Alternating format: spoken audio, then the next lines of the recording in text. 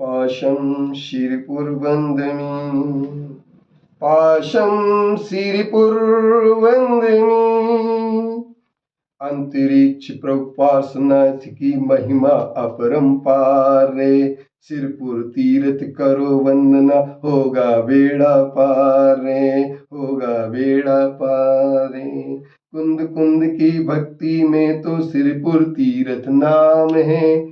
विद्यानंदी की रचना में महातीर्थ शुभ धाम है। संकट मोचक पार्श्वनाथ के दर्शन से उद्धार रे। अंतरिक्ष प्रभु पार्श्वनाथ की महिमा अपरंपार रे, महिमा अपरंपार रे। सिरपुर तीर्थ करो वंदना होगा बेड़ा पार रे। मदन कीर्ति गुरु ने बतलाया पार्श्व दिगंबर रूप है। अंतरिक्ष का अतिशय अनुपम परमात्म शिव रूप है। शिव पददाता भाग्य विदाता पार्श्व प्रभु सुखकार रे। अंतरिक्ष प्रभु पार्श्वनाथ की महिमा अपरंपार रे। सिरपुर तीर्थ करो वंदना होगा बेड़ा पार रे।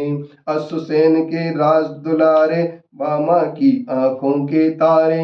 क्षमा धर्म अपनाने वाले दुनिया के तुम हो रखवाले।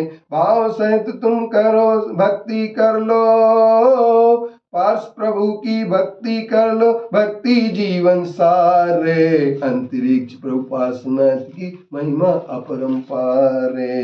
अंतरिक्ष प्रभु पार्श्वनाथ की। आज भगवान पार्श्वनाथ का निर्वाण दिवस है। 42 वर्ष बाद अंतरिक्ष पार्श्वनाथ भगवान के इस चौखट पर आकर के लोग निर्वाण लाड़ू चढ़ाने करके पुण्य कमा रहे हैं, भक्ति कर रहे हैं, पूजन कर रहे हैं। सेवा, दान, पूजा, भक्ति ये सब वैयावृत्ति के अंतर्गत आचार्यों ने संकलित किए हैं। दानम वैयावृत्तम धर्माय तपोधनाय गुणनिधिये अनपेक्षितोपि चारोपक्रिमग्रहाय विवेनो।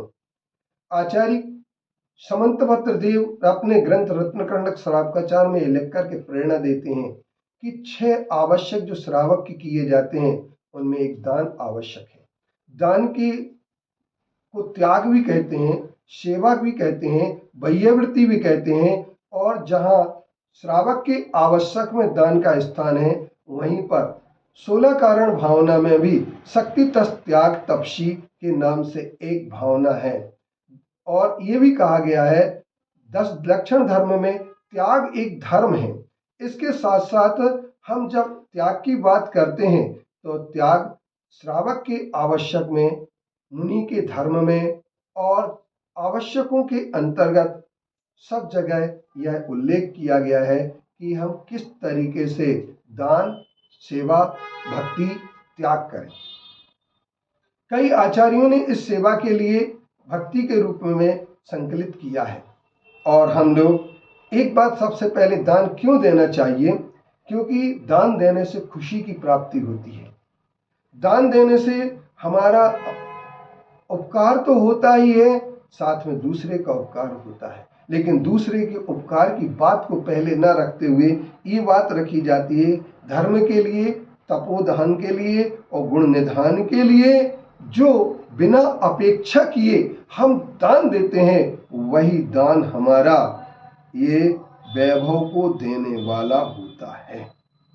आचार्यों ने ये कहा है कि हर आदमी आज स्वार्थ के साथ में दान देने की बात करने लगा है।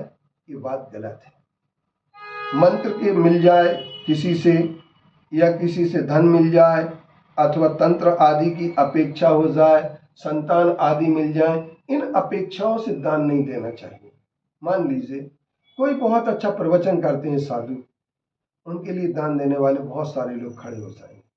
लेकिन जिस साधु की साधना बहुत अच्छी है लेकिन वो प्रवचन नहीं करते, वो अपनी साधना में लीन रहते हैं, तो क्या ऐसे साधु को हम दान देने की बात नहीं सोचेंगे?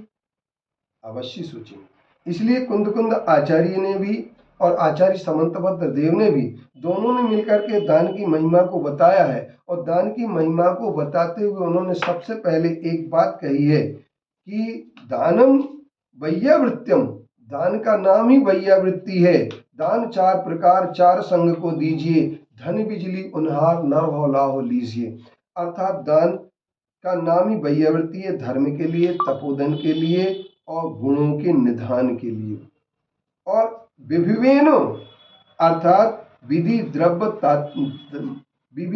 द्रव्य दात्री पात्र की विशेषता के साथ में दान देना चाहिए। और आज का दिन तप का दिन है, क्योंकि आज भगवान पार्श्वनाथ अगर मोक्ष गए हैं तो उन्होंने तप किया, तप से निर्जरा हुई। और भगवान पार्श्वनाथ का जीवन जो है क्षमा से जुड़ा हुआ है, और क्षमा से जुड़े होने के कारण से जितने भी तीर्थ हैं उनमें सबसे ज्यादा तीर्थ भगवान पार्श्वनाथ के हैं। जितने भी तीर्थंकर हैं उन सब तीर्थंकर में यदि सबसे ज्यादा लोकप्रियता किसी की तो भगवान पार्श्वनाथ की है।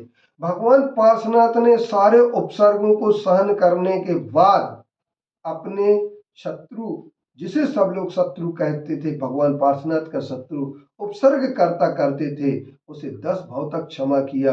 और उसी क्षमा का परिणाम ये सामने आया कि भगवान पार्श्वनाथ अपने उपसर्ग के जीतने के बाद मोक्ष को प्राप्त हुए।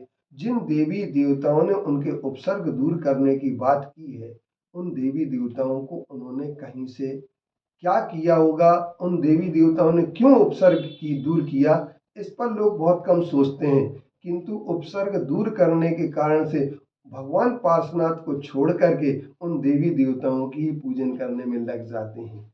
जबकि हमें पार्श्वनाथ भगवान के उपसर्ग दूर करने वालों की से ये पूछे कि आपने उपसर्ग दूर क्यों किया, तो वो उत्तर देंगे कि जिन धर्म की प्रभावना के लिए तीर्थंकर का उपसर्ग कोई दूर कर नहीं सकता है, क्योंकि उनकी कभी अकाल मृत्यु होने वाली थी नहीं, उनके लिए कोई मार नहीं सकता था।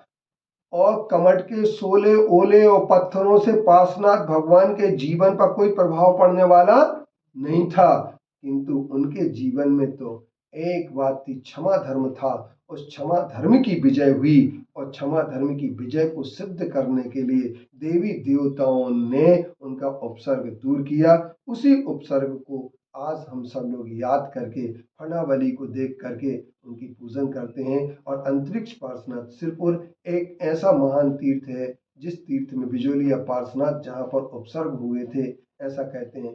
क्षेत्र पार्श्वनाथ के जितने तीर्थ हैं, सबसे ज्यादा तीर्थ हैं, उन तीर्थों में सिरपुर तीर्थ एक महान तीर्थ है, जिस तीर्थ के लिए आचार्य कुंद विद्यानंद मदन कीर्ति जैसे 21 विद्वानों ने अपनी भक्ति के केंद्र बनाया है। आप भी अपनी भक्ति का केंद्र बनाएं और सिरपुर तीर्थ की यात्रा करके अपने जीवन को सफल करें। ओम शांति, ओम शांति।